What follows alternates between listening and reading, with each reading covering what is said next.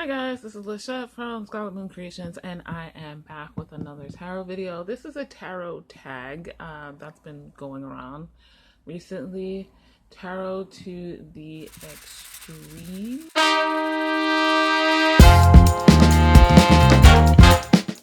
I will put a link to the original creator's video. So this is a VR, and basically from what I get is we're picking out decks that fit the prompts, the extremes. So extremes, thinking of them as like hot and cold, those are extreme opposites in a basic way. So it's like that. There are 1, 2, 3, 4, 5, 6, 7 extremes we'll be exploring. I do have some decks that repeat, but not a lot, and I have changed some things since I made my list, and then having all of my decks out in front of me. They're laid out in order on the side here, so things will move around a bit, but please go show some love to the original creator. A reminder, my channel in general.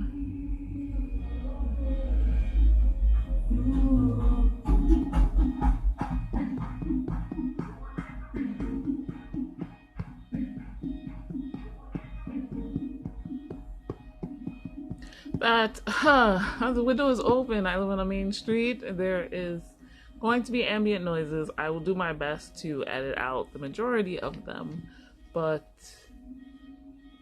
this is fair warning, okay?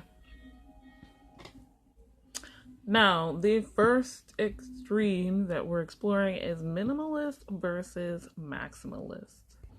So after a lot of thought, and this should come as no surprise if you're not new to my divination content, that I do have just as many oracle cards as tarot cards in my relatively small collection, small for booktube standards collection. I tend to prefer oracles over tarot, though in recent years I've gotten more tarot decks. So there will be, this is not just tarot, I'm comparing oracles as well.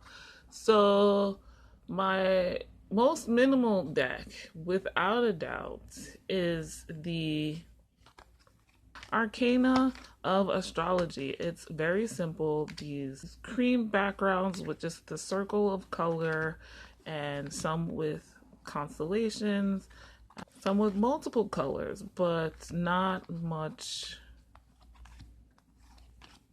variation, not a lot going on, and it's very much giving flashcards. That's what I'm going for. If there are any cuts, I've edited out my or my long thought processes.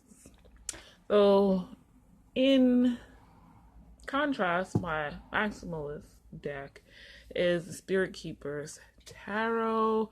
This is the 3rd edition by Benabel Wen, and I kind of want to keep these in order. I have another tag I'm going to do, so I've put all of my tarot decks in order, but so much detail.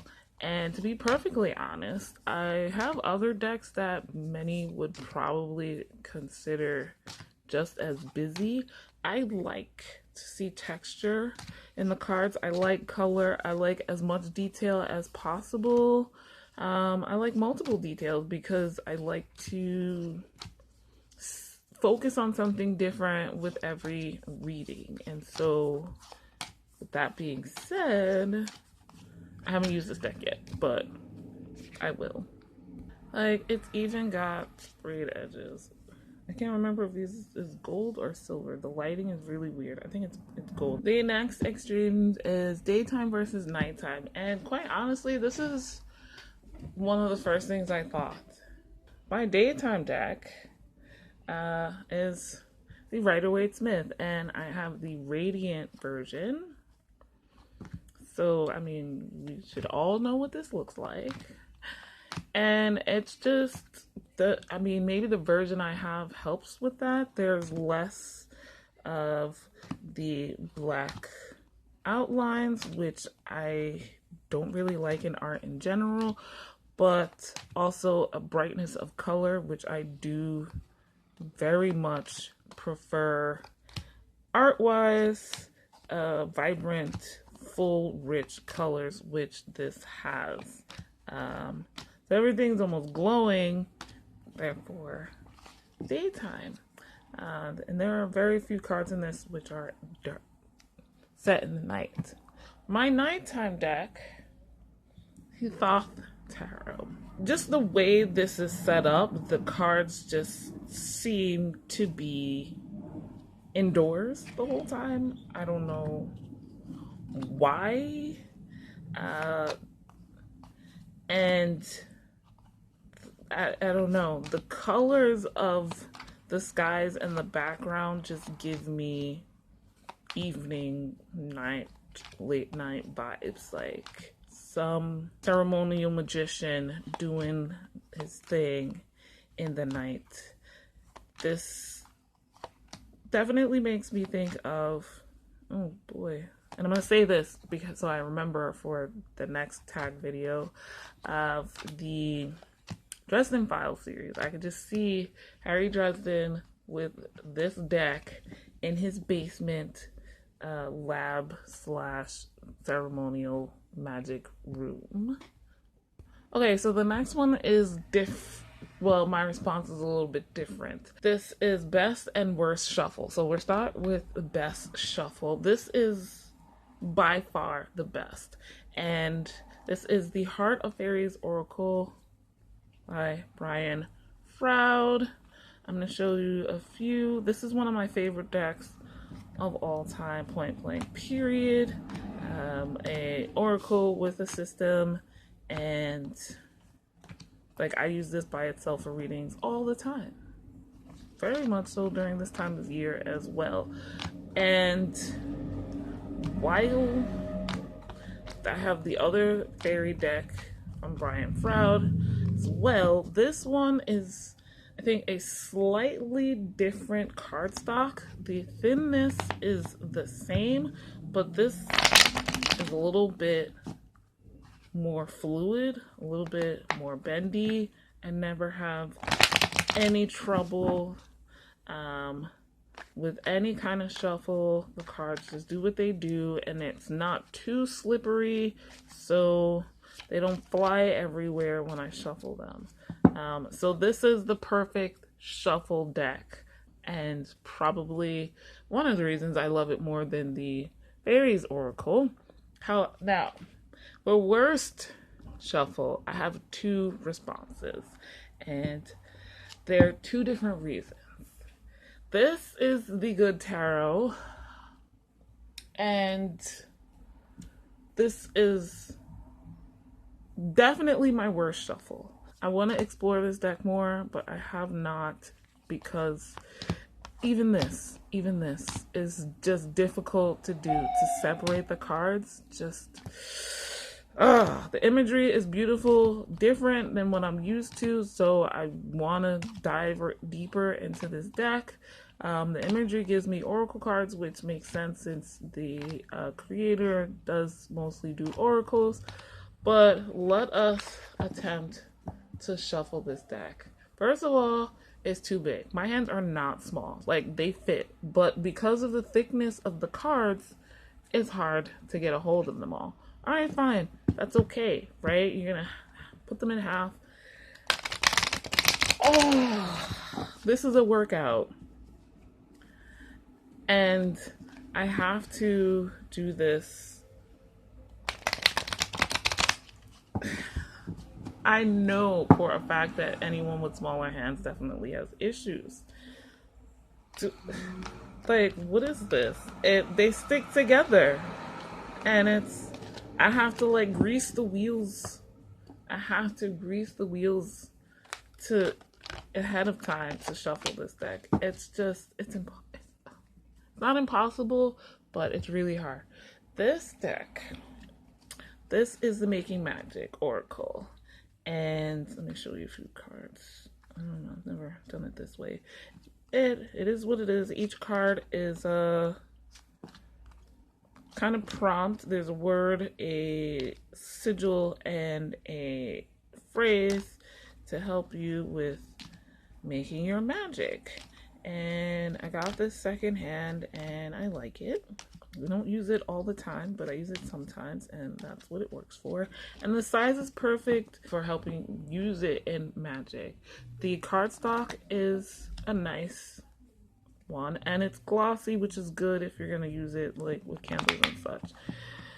It riffles okay. It's just so damn tiny. I struggle.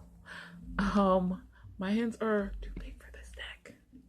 Too big for this deck. So I don't know if it's really coming across, but this hurts just as much as trying to riffle shuffle the big one.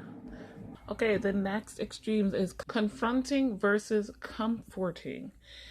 And for confronting, I really have to think about this. My most confronting deck is this, the Faeries Oracle, even more so than the Heart of Faeries. I put the washi tape on the bottom here, so underneath are names. I'm in the middle of a deck study with it, and so covering the names so I'm not influenced by the words. But yeah, definitely my most confronting. The Fae don't care. They really don't give a shit. It has comforting cards in it because they're aware that that is a thing of life, of human life in particular, but that's not their purpose. And even some cards that seem really nice and sweet and cute are not. They are not what they seem. There are cards that are very foreboding and not nice. So that's my most confronting deck. And in contrast, my most comforting deck was difficult as well. I don't think in these terms too much. I think there are decks that call me on my shit, but I don't know that there are no decks that don't. I don't think I picked decks with that in mind, and I don't think with either of these, confronting or comforting, and I haven't had ones where the imagery or the readings I feel are one extreme or the other. So these are the closest, I guess. My most comforting is the Soul Trees Oracle. This is a indie deck, and every card is a tree.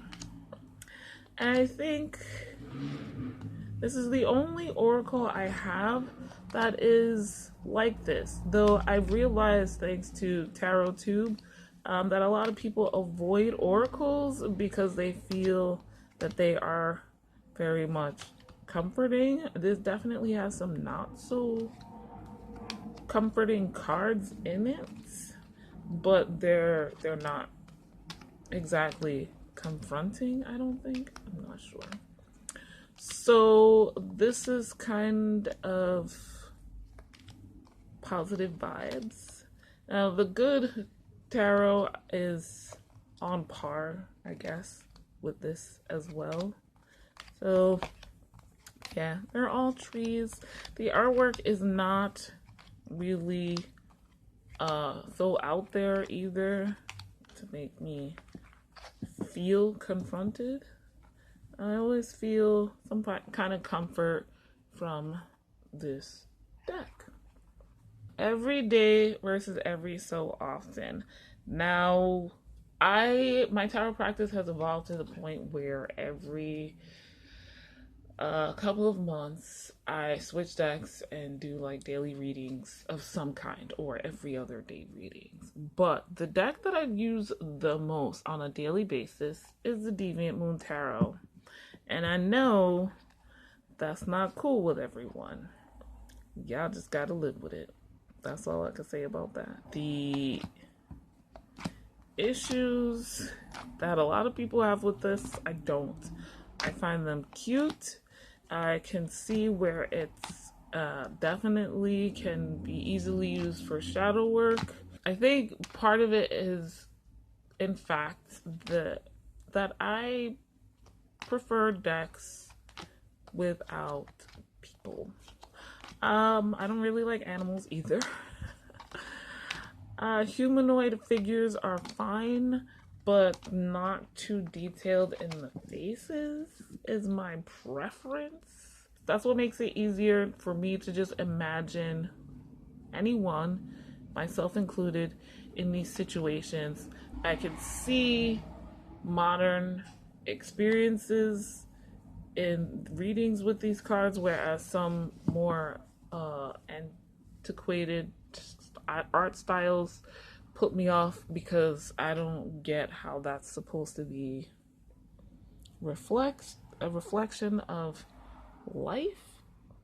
My every so often deck is the only time we'll tell deck. This is the indie deck, and I believe this is the first edition. This is an oracle, and it's the time. The cards are all about time. Not yet. There's this kind of light wave imagery going on here, and then just the words on the bottom corner. I don't use this very often. I don't think the deck creator expected anyone to use it very often, so that's fine. Like, I use this once in a blue moon, and it always works for me. I like the variety, but it is. When the winds change, that's when I use it. Okay, so for the next extremes, we got overrated versus underrated. Now, I'm going to reuse decks here. Arcana of Astrology. When I think of overrated versus underrated, I don't think that either or has less quality. I think that some are used one is used way more or is way more talked about than the other, which is virtually unknown, and if more people knew, they would probably use it more. Now, I decided to go with 2 astrology decks. So the idea is related. The Arcana of Astrology is probably the most popular, well-known astrology card deck available, and it's very nice. The guidebook is very good, and it gives you something to work with learning astrology, but also to use it as divination cards. However, I felt a little bit of disappointment when I got it because I already had this. The Black Moon astrology cards. This is a deck that I have modded. The cards were bigger. They have a big white border, and that made them basically unusable. Now this is very slightly smaller than the good tarot, but the cardstock is a lot thinner, and so I can work with it. Anyway, the imagery, probably not as fun for a lot of people, but when I tell you, I feel like it gives you more to build off of divination wise in the images. And the guidebook, oh my god, there's so much more information. So it might come down to what you like and what your purpose is for getting an astrology deck, but I do believe this is underrated. I bought it secondhand because of the imagery. It's this collage type that is not the most aesthetically pleasing to the eye, but it does the job. The guidebook takes it to the next level. Like, I feel like the cards both do equally well as far as readings. This has a slight step up as far as diversity of readings and giving you something without having to look at the guidebook. Like with Arcana of Astrology, you just have the circle and the title. So you got to know, or you're just using this as flashcards. With this, you have artwork that you can use intuitively, something that can also poke your memory if necessary, and then the guidebook is more robust in this case, though not very much thicker than this one. Another Minimalist versus Maximalist deck also. Last but not least, Lightwork versus Shadowwork. And again, first thing that came to mind, and very simple, kind of obvious, Lightwork, the Lightseers Tarot, recent addition to my collection. Not to say that it wasn't created so you can use it for shadow work. It says so in the guidebook, and that is great. It's called the Lightseers. There's light all over this thing. It's vibrant colors, rich, and most things happen here during the day, some dusk. I mean, this is the darkest card, understandably. And, you know, darker things mostly tend to happen indoors. Like, there's, like I said, a lot of dusk, maybe not deep late night, and I love that about this deck. It just feels great for some light work. On the other hand, again, gonna reuse a deck here, and I think no one is surprised. The Deviant Moon Tarot. I mentioned this earlier about how the images can be very easily be used for shadow work because they quite often show the negative side of things. This card, the Judgment card, the shadows, the moon, that under, the inner, the unconscious, subconscious. So that was my tarots to the extreme. Let me know if you have any of these decks, what you thought about my choices here, and like this video if you liked it. Subscribe if you are new. Hit the notification bell so you know when my next video is coming. And thank you guys for getting me to 200 plus subscribers now. Please share this video, this VR, if you would like to help me. And as always, guys, thank you so much for watching. I'll see you in the next video. Bye.